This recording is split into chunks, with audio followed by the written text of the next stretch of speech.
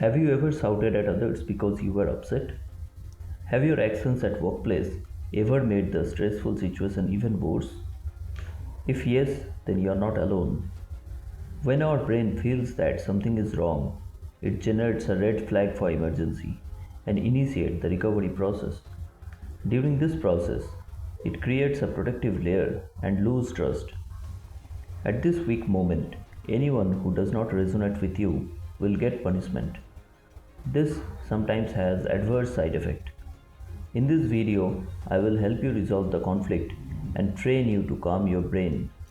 So please watch the entire video. Stressful and bad days are part of your life. You cannot avoid them as it is not in your control. I will tell you a simple exercise that will help you to deal with this type of situations. Number 1. Leave the place of conflict immediately. Visuals matter to the brain. Moving away from ground zero will help your brain to start the healing process and allow a restart.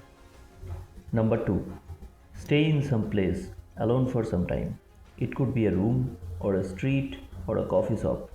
Staying alone removes the possibility of further conflict. Number 3. Take a piece of paper and start writing your thoughts. Do not use mobile or laptop to write. The connection between the pen that you're holding and the brain is the key to spit out your thoughts. Don't worry about the note seen by someone else, as you are going to destroy this after the conflict is resolved. Number 4. Read it loud so that you can hear. There is a big difference between thinking and hearing. Something that you hear will allow you to process your mistakes during the conflict. Number 5. Call someone randomly who is not in touch with you for long. It could be your school friend, office colleagues from past, or one of your relatives.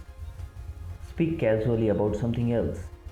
Reviving your past memories is a great way to send signal to your brain that everything is normal. Write your experience in the comment section if this exercise has helped you, and do not forget to subscribe my channel.